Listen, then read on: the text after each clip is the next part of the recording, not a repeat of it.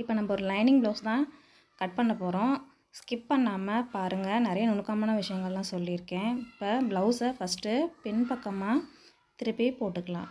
போட்டுட்டு measuring tape எடுத்து first இந்த லெஃப்ட் சைடு எட்ஜ் இருக்குது பார்த்திங்களா, அதுலேருந்து ரைட் சைடு எட்ஜு இந்த ஜாயிண்ட் இருக்குல்ல, இந்த லெஃப்ட் சைடு ஜாயிண்ட்லேருந்து இந்த ரைட் சைடு ஜாயிண்ட் வரைக்கும் மெஷர் பண்ணுங்கள். மெஷர் பண்ணால் நம்மளுக்கு 18.5 கிடைக்கிது. 18.5 பாதி எவ்வளோ? 9.25 தான். இப்போ இந்த 4ஆக மடித்து போட்டோம்னா, துணியை 4ஆக மடித்து போட்டோம்னா நம்மளுக்கு இருக்க பாடி ரவுண்டு. சரிங்களா? அடுத்தது நம்ம ஹைட்டு உயரம் செக் பண்ணலாம். ப்ளவுஸோட ஹைட்டு, அதுக்கு இந்த ஜாயிண்ட்ரு ஷோல்டர் ஜாயிண்ட் இருக்குல்ல, ஃப்ரண்ட் ஜாயிண்ட்டு பேக் ஜாயிண்ட் இருக்குது, அங்கேருந்து கீழே பேக் டாட் பிடிச்சிருக்கோம்ல, அது வரைக்கும் மெஷர் பண்ணுங்கள். மெஷர் பண்ணால் நம்மளுக்கு 12 கிடச்சிருக்கு. அடுத்தது நம்ம இப்போ பின்பக்கம் ஹைட்டு, அதாவது முதுகு நெக்கு ஹைட்டு பார்க்க போகிறோம். நெக் ஹைட் பார்க்குறதுக்கு ஒரு ஈஸியான வழி சொல்கிறேன் பாருங்கள். அங்கே மேலே ஜாயிண்ட்லேருந்து கீழே அந்த ரவுண்டு வரைக்கும் ஹைட் வரைக்கும் வச்சு பார்த்தீங்கன்னா மிஸ் ஆகிற சான்ஸ் இருக்குது. அதனால் அதை விட்டுட்டு கீழே அந்த கிளாத்தை நீங்கள் மெஷர் பண்ணி பாருங்கள். மெஷர் பண்ணால் நம்மளுக்கு 6 கிடச்சிருக்கு. அடுத்தது ஷோல்டர் பாருங்கள். ஷோல்டர் 2.5. அடுத்தது நம்ம ஆம் ஹோலு செக் பண்ண போகிறோம். ஆம் ஹோல் ஹைட்டு எவ்வளோ கிடச்சிருக்குன்னு பார்க்கணும்.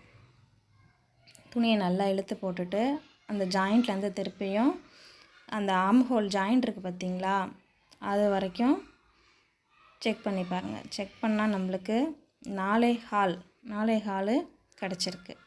இன்னொரு முக்கியமான விஷயம் என்னென்னா, இது ஆம் ஹோல் ஹைட்டு மட்டும் செக் பண்ணால் பத்தாது, நம்ம ஆம் ஹோல் ரவுண்டையும் செக் பண்ணணும். அதுதான் நம்ம ப்ளவுஸு கரெக்டாக ஃபிட்டிங் அமையறதுக்கு முக்கியமாக இருக்கும். எவ்வளோ வருது திருப்பி நம்ம 1க்கு 2 3 தடவை நம்ம கரெக்டாக செக் பண்ணி எடுத்துக்கிட்டோம்னா தான் அந்த ப்ளவுஸ் நல்லா ஃபிட்டிங்காக அமையும். அந்த மெஷர்மெண்ட்டை ஒழுங்காக பார்க்கணும். டேப்லேருந்து கையை எடுக்காமல் அந்த ரவுண்டு பக்கமாகவே நம்ம சுற்றிக்கிட்டே வரணும். மேலே ஜாயிண்ட்லேருந்து அப்படியே கை எடுக்காமல் மெஷர் பண்ணிக்கிட்டே வந்தால் நம்மளுக்கு கிடைக்கிறது 7.5 கிடச்சிருக்கு. இப்போ ஃபஸ்ட்டு பேக்கை நம்ம கட் பண்ணி எடுத்துக்குவோம். அதுக்கு ரா எட்ஜ், அந்த எட்ஜை ஸ்கேலை வச்சு கிழிச்சிட்டு மார்க் பண்ணிவிட்டு, அடுத்தது கீழே 1 இன்ச் எதுக்குன்னா நம்ம பின்னாடி மடித்து தைக்கிறதுக்கு. அடுத்தது ஹைட்டு. இப்போ இந்த ப்ளவுஸுக்கு பின்னாடி 1/2 இன்ச் இறக்கமாக கேட்டிருக்காங்க. நம்ம 12 எடுத்தோமா, இப்போ நம்ம 12.5 வச்சுக்கணும். 1/2 இன்ச் இறக்கம் கேட்டதுனால 12.5. அப்புறம் அந்த சீம் அலவன்ஸு நம்ம ஜாயின் பண்ணுறதுக்கு 1/2 இன்ச் விட்டுக்கலாம். அடுத்தது பேக் நெக் 6 அளந்தோமா, 1/4 இன்ச் கூட வச்சு 6.25 அளந்துக்கணும். அடுத்தது இப்போ நம்மளுக்கு பாடி ரவுண்ட் 9.25 கிடச்சிருக்கா, அதுக்கு நெக் வித் 2.5 வச்சா போதும். இந்த நெக் வித்தில் நிறையா இருக்குது. நான் அடுத்தடுத்த வீடியோவில் சொல்கிறேன் எந்த மெஷர்மெண்ட்டுக்கு எவ்வளோ வச்சா போதும்னு. மேலேயும் நம்ம 2.5 மார்க் பண்ணிக்கணும். ஷோல்டர் நம்ம 2.5 மார்க் பண்ணோம். அதுக்கு ஜாயின் பண்ணுறதுக்கு 1/2 இன்ச் எக்ஸ்ட்ரா விட்டு 3 இன்ச் மார்க் பண்ணி நம்ம இப்போ ஸ்கேலால் ட்ரா பண்ணிக்கலாம். அடுத்தது நம்ம ஆம் ஹோல் ஹைட்டு, அதே 1/2 இன்ச் அந்த பக்கெட்டு பிடிக்கிறதுக்கு மார்க் பண்ணிவிட்டு 4.25 அந்த 4.25 மார்க் பண்ணி கீழே 3 கரெக்டாக இருக்கான்னு பார்த்துக்கோங்க. ஷோல்டர் 3 வச்சோம்ல, அந்த 3 இங்கேயும் கரெக்டாக இருக்கான்னு பார்த்துக்கோங்க. பார்த்துக்கிட்டு ஆம் ஹோலை வரைஞ்சிக்கோங்க. அடுத்தது பாடி ரவுண்ட் 9.25 நம்ம வச்சோம்ல, அந்த 9.25 வைங்க. எக்ஸ்ட்ராவாக 2 இன்ச் விடுங்க. 2 இன்ச்சு விடுறதுனால எந்த தப்புமே கிடையாது. ஏன்னா நம்ம சப்போஸ் ஏதாவது ஒரு ப்ராப்ளம்னா நம்ம ஒரு ப்ளவுஸ் டைட்டாக போனால் கூட கொஞ்சம் பிரித்து விட்டு திருப்பி அடித்து ஸ்டிச் பண்ணி கொடுக்கறதுக்கு நம்மளுக்கு கொஞ்சம் ஈஸியாக இருக்கும். அதனால் இந்த ஸ்கேல் அளவுக்குலாம் விடாதீங்க. 2 இன்ச்சு எக்ஸ்ட்ராவாக விடுங்க, தப்பு கிடையாது. ஆம் ஹோல் ஹைட்டில் 1.25 இன்ச்சு மார்க் பண்ணிவிட்டு அந்த 4.25க்கு பாதி 2.1 அதை மார்க் பண்ணிவிட்டு அந்த 9.25க்கு 2.1 அந்த 1.25 எல்லாத்தையும் சேர்த்து மார்க் பண்ணுங்கள். ஆம் ஹோல் ரவுண்டை செக் பண்ணி பாருங்கள். இப்போ நம்ம 7.5 வந்துச்சா நம்மளுக்கு, அதே 7.5 இங்கே வந்திருக்கு. அப்போ இந்த ப்ளவுஸ் கரெக்டாக ஃபிட்டிங்காக இருக்கும்னு நம்ம மார்க் பண்ணிக்கலாம். இப்போ நம்ம நெக்கையும் ரவுண்ட் நெக் கேட்டிருக்காங்க. அந்த ஃப்ரெஞ்ச் கர்வ் வச்சு ரவுண்ட் நெக்கும் மார்க் பண்ணியாச்சு. இந்த ரா எட்ஜை கட் பண்ணி எடுக்கிறோம். நம்ம ஷோல்டர் ஃபால் ஆகுது பார்த்திங்களா, அதுக்கெலாம் நெக் வித்து தான் காரணங்கிறது கிடையாதுங்க. ஏன்னா நெக் வித்துனால சில பேர் அகலமாக கேட்பாங்க, சில பேர் க்ளோஸாக கேட்பாங்க. நெக் வித்துக்கும் ஷோல்டர் ஃபால் ஆகிறதுக்கும் எந்த சம்மந்தமுமே கிடையாது என்னை பொறுத்த வரைக்கும். ஏன் தான் நெக் வித்தை சொல்கிறாங்கன்னே எனக்கு ஒன்றுமே புரியல. நெக் வித்துக்கும் ஷோல்டர் ஃபால் ஆகிறதுக்கும் எந்த சம்மந்தமுமே கிடையாது. ஏன்னா நான் தெரிஞ்சுக்கிட்ட என்னோடய எக்ஸ்பீரியன்ஸில் நான் தெரிஞ்சுக்கிட்ட வரைக்கும் ஆர்ம் ஹோல் ஜாயின் மட்டும்தான் ப்ராப்ளமாக இருக்கும் ஷோல்டர் ஃபால் ஆகிறதுக்கு.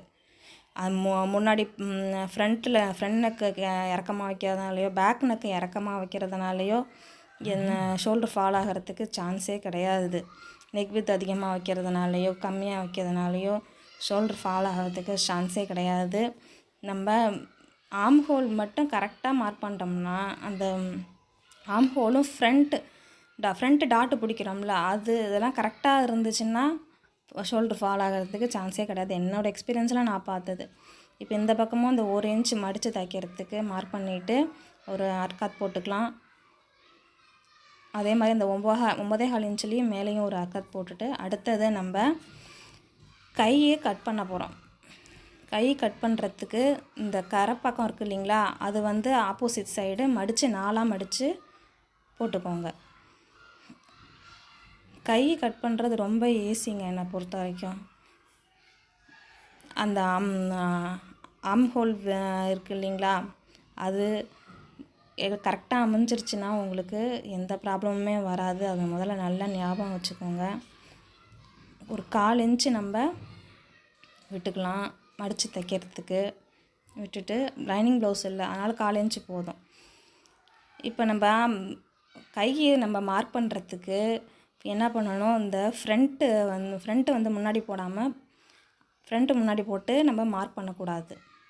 பேக்கை முன்னாடி இருக்க மாதிரி தான், மேல் பக்கமாக இருக்க மாதிரி தான் வச்சு நம்ம மார்க் பண்ணணும். மார்க் பண்ணால் தான் நம்மளுக்கு கை ரவுண்டு கரெக்டாக கிடைக்கும். அந்த லூஸோ இல்லை உப்பிட்டு நிற்கிறதோ இல்லை சுருக்கமாக இருக்கிறதோ அந்த ப்ராப்ளம் வராது. அதனால் பின்பக்கம் மேலே இருக்க மாதிரியும் ஃப்ரண்ட் பக்கம் கீழே இருக்க மாதிரியும் அதை வச்சு நம்ம மார்க் பண்ணணும். கீழே கை ஹைட்டு மார்க் பண்ணியாச்சு. ஒரு 1/2 இன்ச்சு சேர்த்து மார்க் பண்ணுங்கள். அந்த ஜாயிண்ட்டை வச்சு அந்த பக்கம் மார்க் பண்ணிவிட்டு அதுக்கும் ஒரு 1/2 இன்ச்சு மார்க் பண்ணிக்கோங்க. ஒரு 2 இன்ச் ஸ்ட்ரைட்டாக கொடுத்துக்கோங்க. கொடுத்துட்டு அப்படியே கர்வ் பண்ணி வளைச்சி கொண்டு அந்த ஜாயிண்ட்டோட ஜாயின் பண்ணுங்கள். அந்த மார்க்கோட ஜாயின் பண்ணிவிட்டு இப்போ நம்ம கட் பண்ணி எடுத்துக்கலாம்.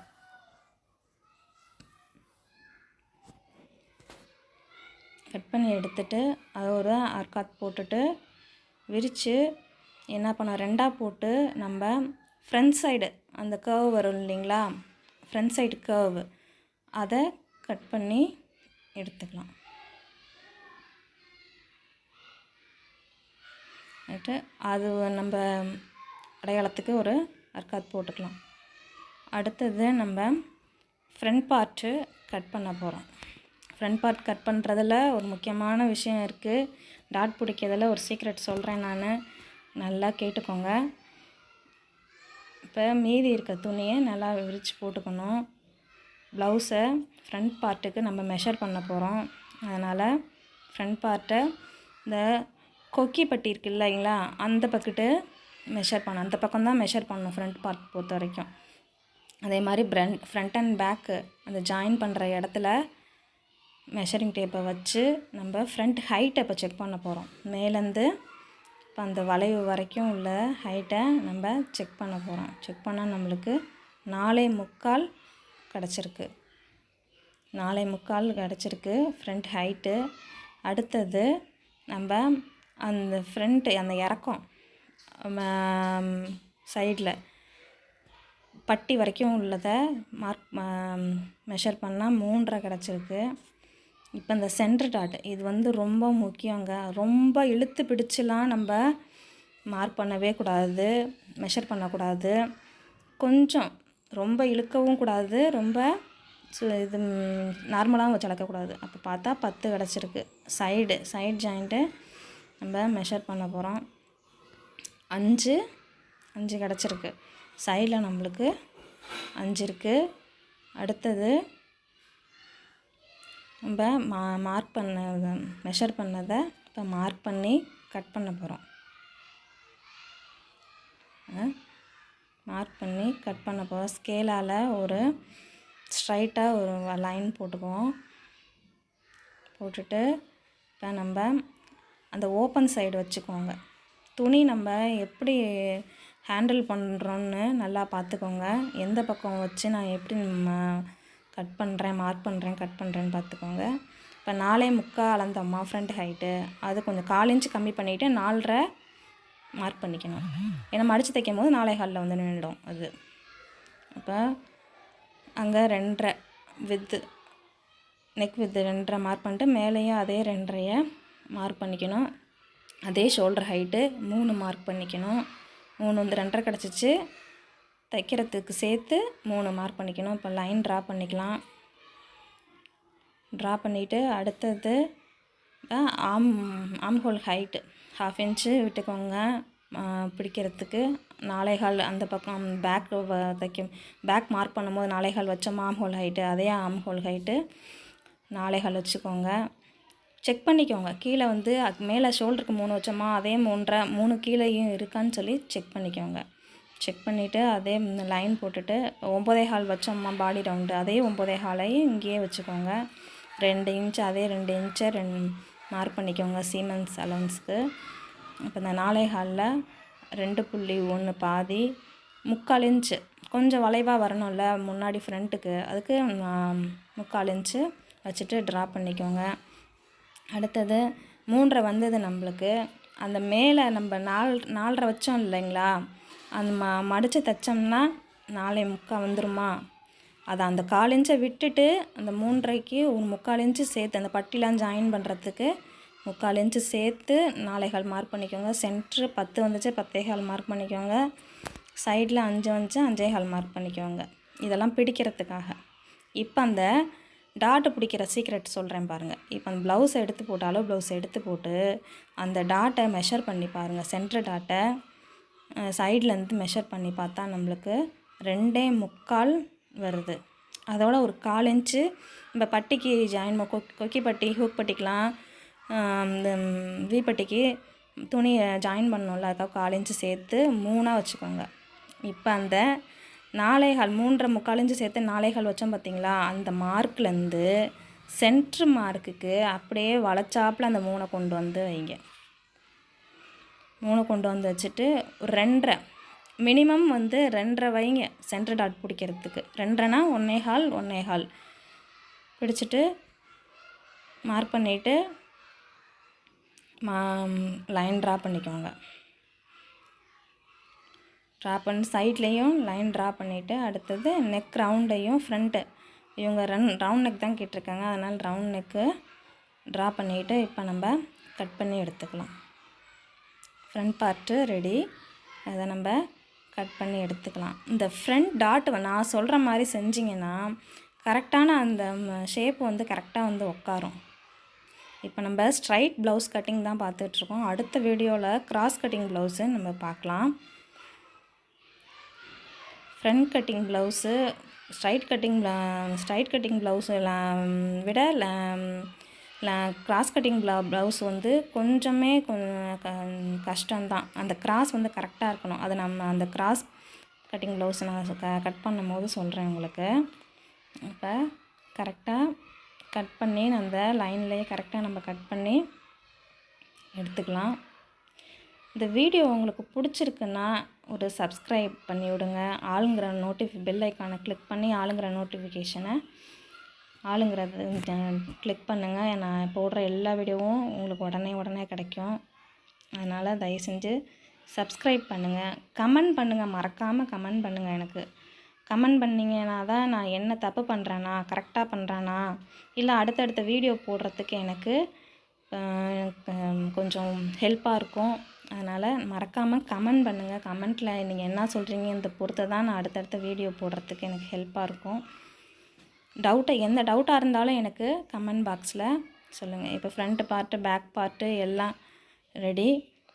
அந்த பட்டி ஜாயின் பண்ணுறது ப்ளவுஸ்லேருந்து தயவு செஞ்சு எடுக்காதீங்க. பட்டி ஜாயின் பண்ணுறது ப்ளவுஸ்லேருந்து எடுக்காதீங்க. ஃப்ரண்ட் பார்ட்டையும் பேக் பார்ட்டையும் இது மாதிரி போட்டு அதுலேருந்து எடுங்க. அது நம்மளுக்கு 3.25, அந்த பக்கம் 2.25 கிடச்சிருக்கு.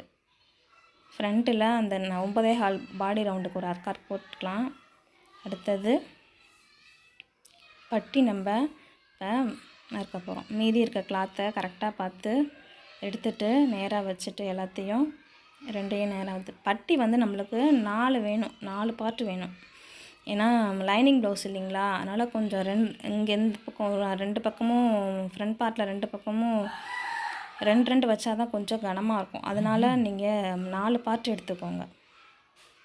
அதில் மெயின் கிளாத் வேறு ஒரு கிளாத் இருக்கும், அதை சேர்க்காமையே 4 எடுத்துக்கோங்க. 2.25க்கு நான் வந்து 1 இன்ச்சு விடுவேங்க. 1 இன்ச்சு விட்டால் தான், எக்ஸ்ட்ரா விட்டால் தான் கொஞ்சம் நம்ம முன்ன பின்ன பார்த்து தைக்கிறதுக்கு ஈஸியாக இருக்கும். கொஞ்சம் கூட போயிட்டாலோ குறைச்சி போயிட்டாலோ நம்ம அதுக்கேற்ற மாதிரி ஜாயின் பண்ணிக்கலாம். அதனால் கட் பண்ணிக்கோங்க. கட் பண்ணிவிட்டு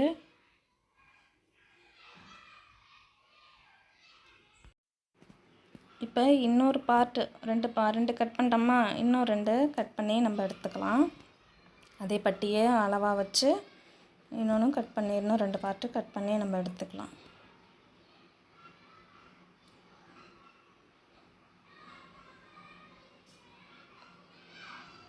இதில் மெயின் கிளாத்தும் வேறு கட் பண்ண வேண்டியது இருக்குது. ஃபஸ்ட்டு பட்டியை நம்ம பிகினர்ஸாக இருந்தால் கொஞ்சம் பொறுமையாகவே ஹேண்டில் பண்ணுங்கள். அவசரமாக எதுவும் தைக்காதீங்க. நல்லா பொறுமையாக மார்க் பண்ணுங்கள், பொறுமையாக கட் பண்ணுங்கள், பொறுமையாக ஸ்டிச் பண்ணுங்கள். நம்ம எக்ஸ்பீரியன்ஸ் ஆக ஆக நம்ம நிறையா கொஞ்சம் ஸ்பீடு பிக்கப் ஆகிடுச்சுன்னா அதுக்கப்புறம் நம்ம ஸ்பீடாக எல்லாமே பண்ணிக்கலாம். பிகினர்ஸ் தயவு செஞ்சு கொஞ்சம் பொறுமையாகவே பண்ணுங்கள். ஆர்வ கோளாறில் வேகமாக எதுவும் பண்ணாதீங்க. மீதி இருக்க துணியை நம்ம ஹூக் பட்டிக்கு வி பட்டிக்கெலாம் நம்ம எடுத்து வச்சுக்கலாம். இப்போ மெயின் கிளாத்தை எடுத்து நம்ம கட் பண்ண லைனிங் கிளாத்தெல்லாம் வச்சு கட் பண்ணி எடுத்துக்கலாம். அப்புறம் ஒரு முக்கியமான விஷயம், இந்த லைனிங் ப்ளவுஸில் அந்த மெயின் கிளாத்தை நீங்கள் அந்த லைனிங் கிளாத் ஒழுங்குக்கே கட் பண்ணாதீங்க. கொஞ்சம் எக்ஸ்ட்ராவே விட்டு கட் பண்ணிக்கோங்க. நம்ம ஜாயின் பண்ணி கூட எக்ஸஸாக இருக்க கிளாத்தை வந்து நம்ம கட் பண்ணி எடுத்து போட்டுக்கலாம். ஏன்னா நம்ம அந்த ஒழுங்குக்கே கட் பண்ணிட்டோம்னா முன்ன பின்ன ஆகும். இந்த மாதிரி துணியெல்லாம் வந்து ரொம்ப சலசலன்னு இருக்கும். துணி கட் பண்ணுற அந்த ஒழுங்குக்கே கட் பண்ணிட்டோம்னா நம்ம ஸ்டிச் பண்ணுறதுக்கு ரொம்ப கஷ்டமாக இருக்கும். அதனால் எக்ஸ்ட்ரா இந்த கிளாத்தை நம்ம என்ன பண்ண போகிறோம், வேஸ்ட்டு தான், ஒன்றுமே பண்ண போகிறது கிடையாது. அதனால் அந்த ஒழுங்குக்கு தயவு செஞ்சு கட் பண்ணிடாதீங்க. லைனிங் கிளாத்தோட எக்ஸ்ட்ராவாக விட்டு கட் பண்ணிவிட்டு நம்ம ஸ்டிச் பண்ணிவிட்டு நம்ம திருப்பி நம்ம எக்ஸஸாக இருக்க கிளாத்தை கட் பண்ணி எடுத்துடலாம். பேக் பார்ட் கட் பண்ணியாச்சு. அடுத்தது ஃப்ரண்ட் பார்ட்டை கையை கட் பண்ணிக்கலாம். அடுத்த நாளாக மடித்து போட்டு கையை கட் பண்ணிக்கலாம். கைக்கு கொஞ்சம் துணி பத்தாதுன்னு நினைக்கிறேன், கொஞ்சம் விட்டு கொடுக்குற மாதிரி தான் இருக்கும். அடுத்தது ஃப்ரண்ட் பார்ட்டு கட் பண்ணிக்கலாம். நம்ம லைனிங் கிளாத்தில் ஓப்பன் வந்து நம்ம பக்கம் இருக்க மாதிரி போட்டு கட் பண்ணணும் இல்லைங்களா, அதே மாதிரி இதுலேயும் மெயின் கிளாத்துலேயும் ஓப்பன் நம்ம பக்கம் இருக்க மாதிரி போட்டு கரெக்டாக கட் பண்ணிக்கோங்க. கட் பண்ணிவிட்டு மீதி இருக்கிறத பட்டிக்கும் நம்ம அந்த கையை வந்து கொஞ்சம் வெட்டு கொடுக்குற மாதிரி இருக்குன்னு சொன்னேன்ல, அதுக்கும் நம்ம யூஸ் பண்ணிக்கலாம்.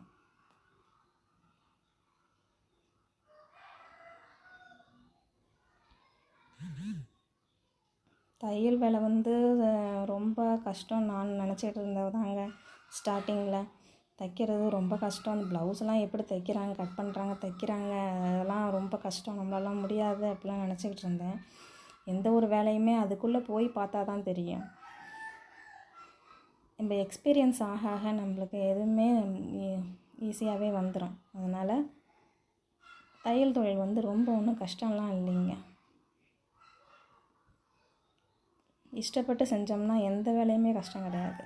இப்போ நம்ம ரெடி பண்ணியாச்சுன்னு கட் பண்ணியாச்சு. அடுத்தது ஸ்டிச் பண்ணுற வேலை மட்டும்தான். அளவு ப்ளவுஸை கரெக்டாக எடுத்து வச்சுக்கிட்டோம். எந்த